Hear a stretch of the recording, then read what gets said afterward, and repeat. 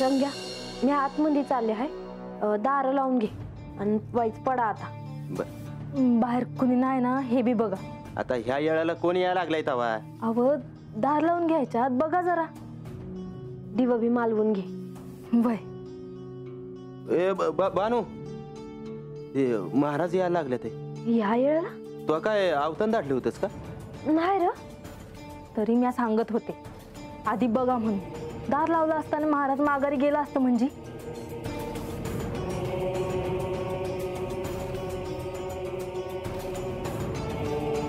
उशिरा आलो, परंतु पर्याय नव्हता. काय झालं ते म्हणजे समजा बैजवार सांगा. आता काय आणि कसं सांगू हा प्रश्नच आहे. आता काही विचार करायचा, जसं होईल तसं सांगा.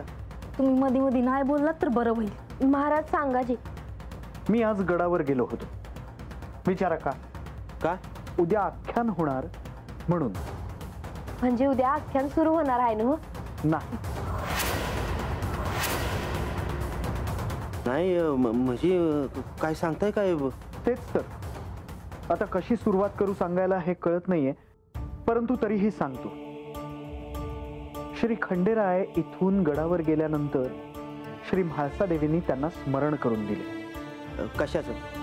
देवींनी श्री खंडेरायांना इथे येण्यापूर्वीच सांगितले होते की बानूकडून गडावर गेल्यानंतर श्री म्हाळसा देवींच्या कक्षात जायचं नाही. आणि इतकेच नव्हे तर प्रधानजी आणि सगळ्यांच्या जेव्हा चर्चा झाली त्यातही हाच प्रश्न होता की श्री म्हाळसा देवी श्री खंडेरायांसोबत सिंहासनावर बसतील की नाही. काय सांगताय सा महाराज? मी खरं तेच सांगतोय. मी नंतर नव्हतो, परंतु जे काही मी श्रवण केलं त्यावरून मी हे सगळं सांगतोय. काय काय केलं महाराज? श्रवण. श्रवण करणे म्हणजे ऐकणे. तर मी असं ऐकलं की श्री म्हाळसा देवींच्या आईंनी श्री खंडेरायांना असे सांगितले की 1 मास श्री खंडेरायांनी बानूकडे जायचं नाही. काय सांगताय साहेब? आणि श्री खंडेरायांनी ते स्वीकारलं. तेव्हा श्री म्हाळसा देवींनी श्री खंडेरायांना त्यांच्या कक्षात येण्याची अनुमती दिली असावी. म्हणजे आता 1 मास मला देव दिसणार नाही तोय? होय. पर असं का केलं म्हाळसाताईंनी?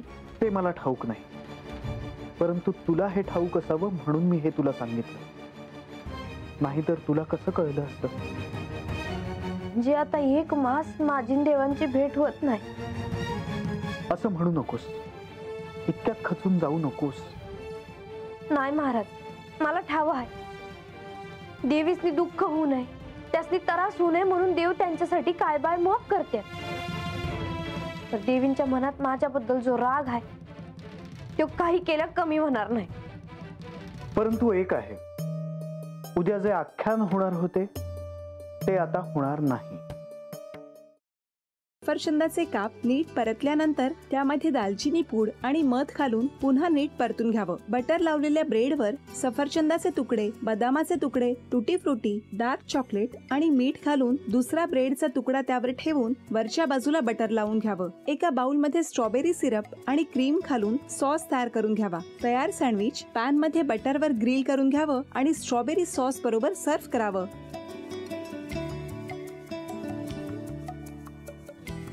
हे जेव्हा बोलत होते तेव्हा मी बघत होतो की या दोघांनी स्वतःचा संसार उभा केलाच, पण स्वतःच्या संसाराबरोबर अनेकांच्या आयुष्यात आनंद निर्माण केला. तो आनंद महत्त्वाचा. हसत राहा, आनंदी राहा असं म्हणत शुभेच्छा देऊया. आणि ही झी मराठीकडून भेटवस्तू डेव्हिड तुमच्यासाठी. अभिनंदन. आणि वहिनींना तथास्तू पुणे यांच्याकडून ही पैठणी. अभिनंदन.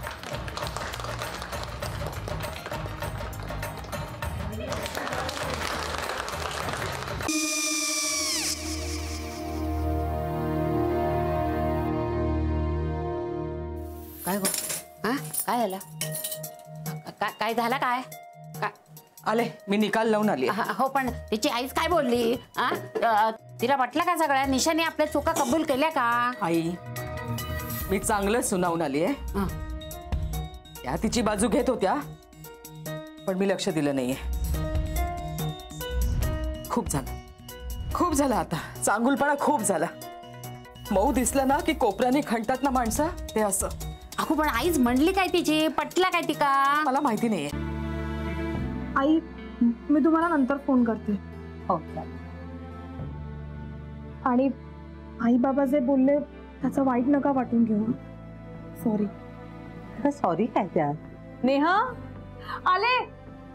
आई मी येते. हो काकू येते.